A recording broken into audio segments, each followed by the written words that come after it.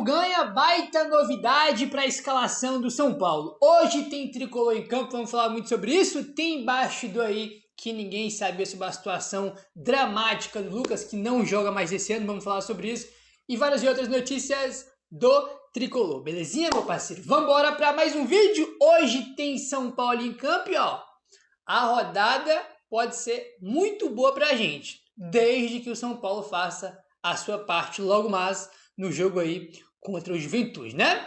Aquela questão que a gente já comentou, né, rapaziada? Tem 3 times aí brigando por uma posição, né? Que é essa 8ª posição aí, que ela pode dar uma vaga para a Libertadores, caso Fluminense ou Cruzeiro sejam campeões da Copa do Brasil. O que é bem plausível, convenhamos, né? Na minha opinião, o Cruzeiro é bem favorito contra o Corinthians, né, cara? O Cruzeiro é bem melhor que o Corinthians, só olha a tabela do Brasileiro. E o Fluminense também é melhor que o Vasco. Eu também acho que o Fluminense seja favorito aí contra o Vasco. Então, assim, tem grande chance de um dos dois times ganhar. Pode ser que não aconteça? Porra, porque é futebol, né? Mas tem grande chance aí de Cruzeiro ou Fluminense serem campeões da Copa do Brasil. E isso abre a 8ª colocação, né? Então, um dos dois sendo campeão, quem tiver 8º, consegue aí uma vaga para Libertadores, tá bom? Aí, o que acontece? Tem 3 times que estão empatados com a mesma pontuação. Eles estão brigando por esse 8º lugar, que é o Bragantino, o São Paulo e o Corinthians, tá? E por que a rodada pode ser boa, Gabriel? Porque o Bragantino já jogou e já perdeu o Flamengo ontem, né? Foi 3-0 o jogo, achei até um pouco desse jogo.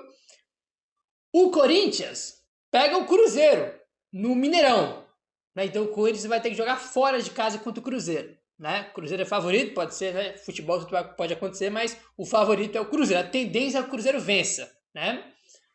E a gente pega o Juventude em casa, né? Então, assim, tem grandes chances de Bragantino e Corinthians perderem, né? O Bragantino já perdeu.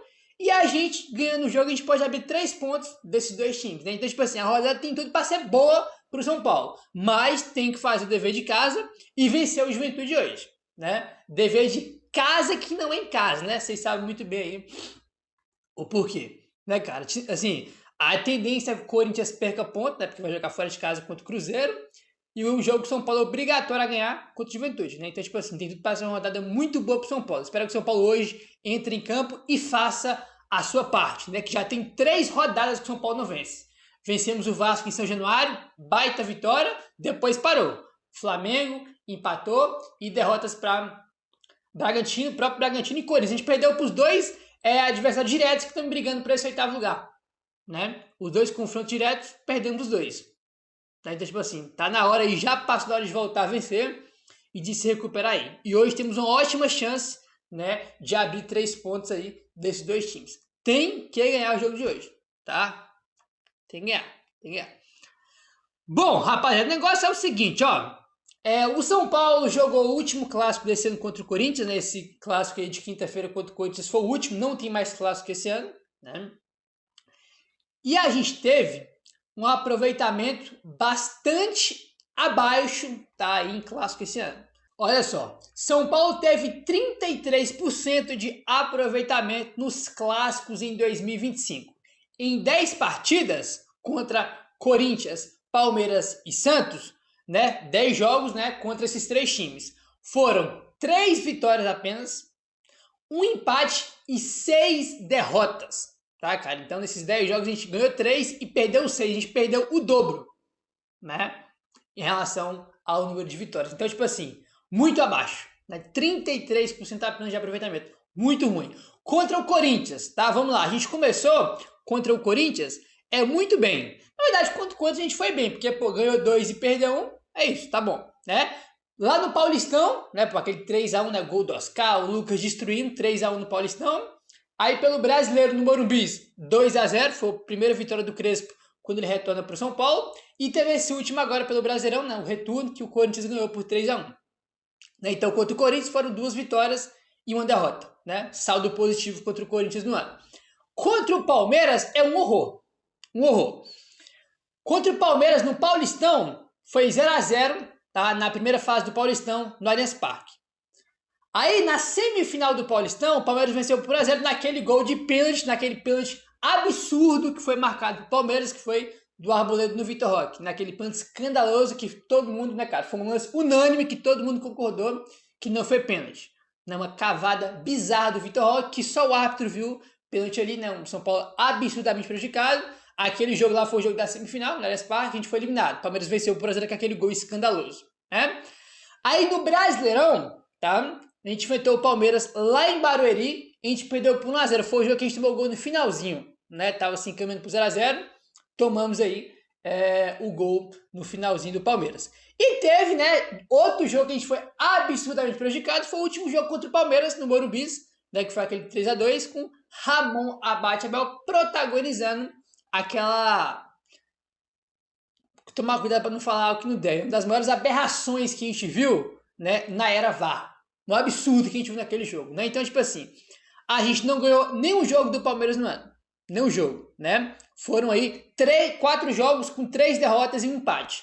Beleza que das 3 derrotas, 2 a gente foi absurdamente prejudicado, né? Que foi o 3x2, né, do Ramon Abate Abel e aquele punch bizarro, né, do Vitor Roque no Paulista na semifinal, né? O resto, cara, né, a gente perdeu em Barueri no último lance do jogo e teve um empate 0x0. Né? Então a gente não ganhou nenhum jogo do Palmeiras no ano. Né? Então, tipo assim, muito ruim mesmo. Muito ruim mesmo, tá?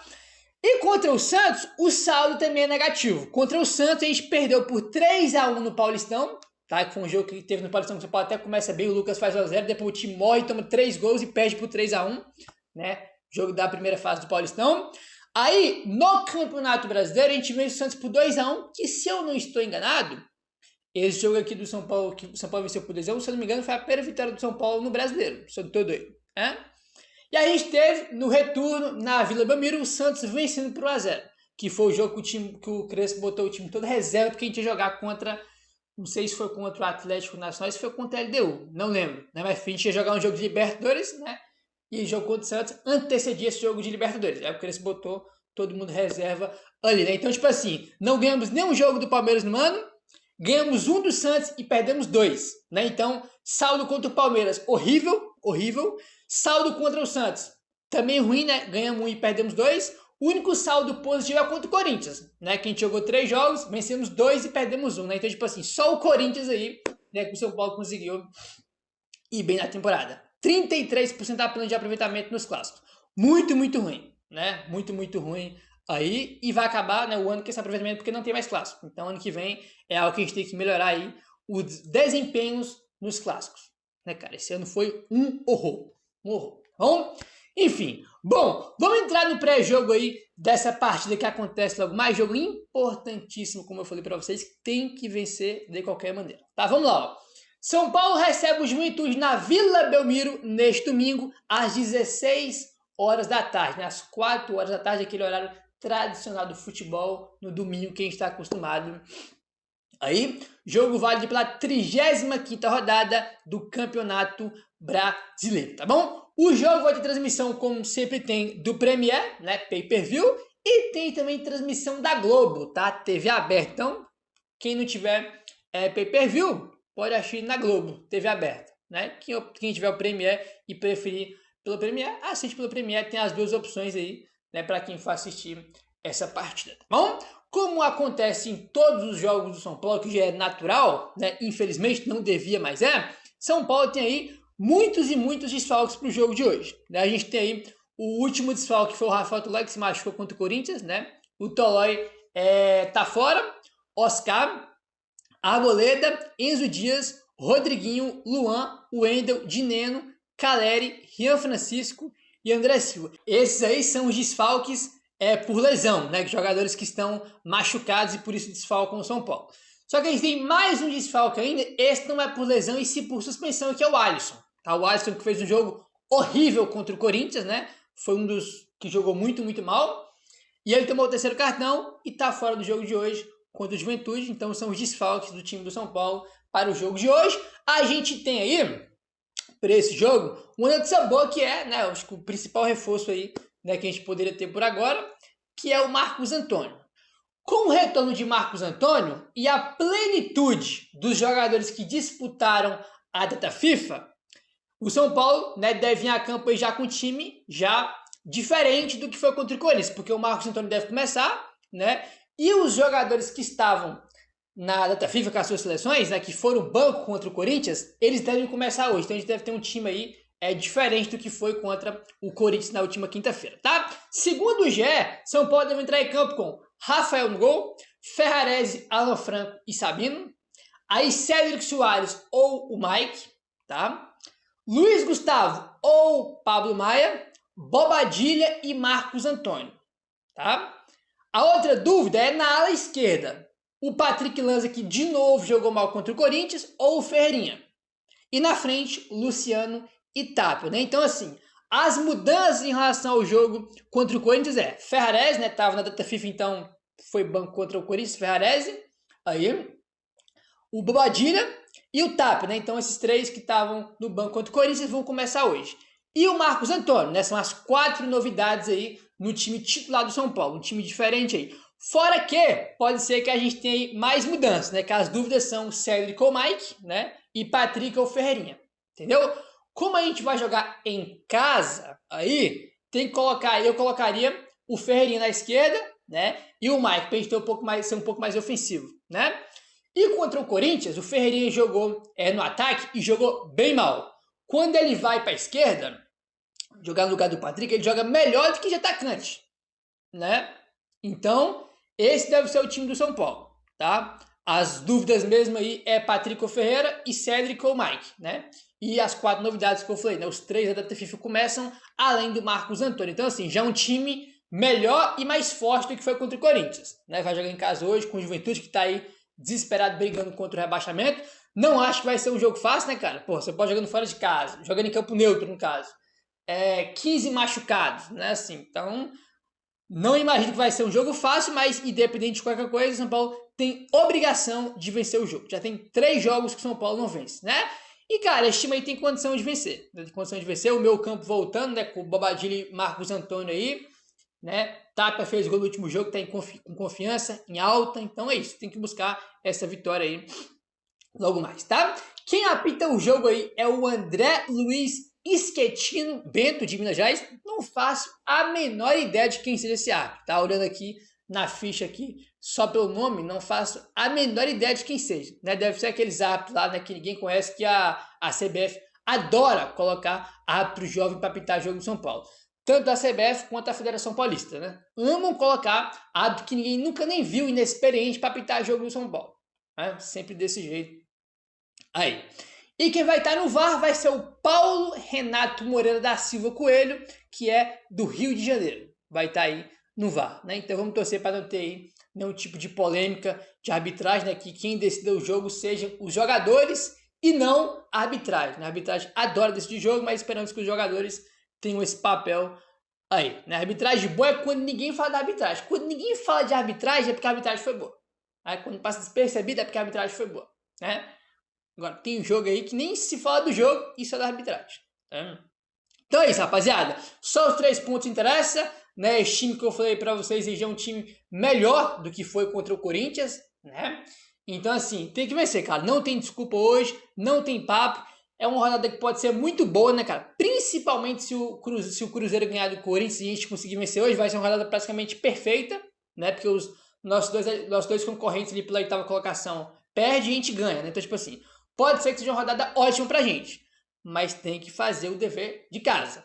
Tem que ganhar, não tem mais desculpinha, né? São 3 jogos sem vencer. Desses 3 jogos aí, 2 foram na nossa casa, né? Com o mando aí do São Paulo na Vila Belmiro. Então, tipo assim, tem que vencer, cara. Tem que vencer de qualquer maneira, tá bom? Ó, rapaziada, Globoesporte.com. Fora da temporada, Lucas Moura continua atuando com dores mesmo após a cirurgia no São Paulo. Em setembro e novembro, o jogador entrou em campo em 9 partidas, mas nunca esteve 100%, tá?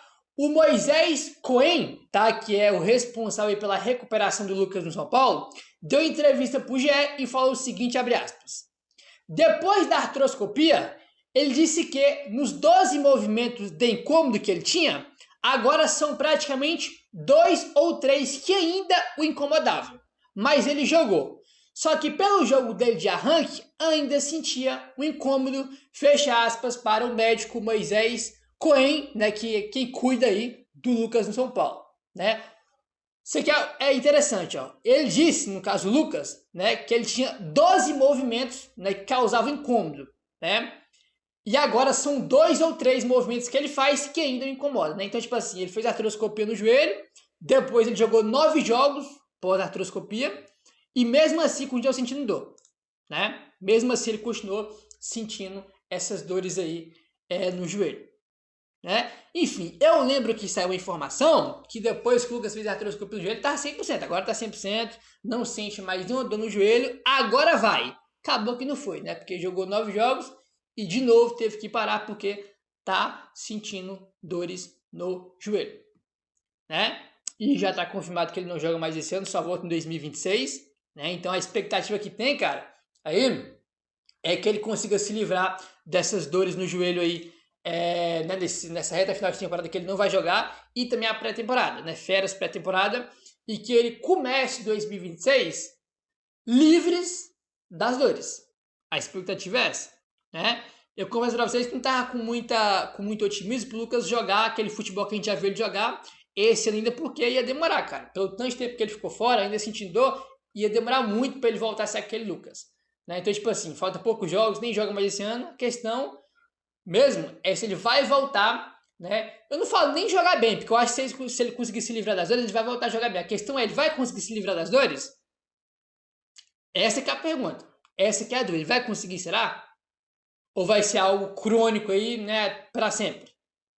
Né? Essa que é a grande questão. Entendeu? Essa que é a grande questão aí, cara. Torcer para ele se recuperar aí e ano que vem ele voltar sem dor, porque eu acho que ele pode ajudar e muito. Meu parceiro, se inscreve no canal, deixa o like, valeu, tamo junto e saudações tricolores.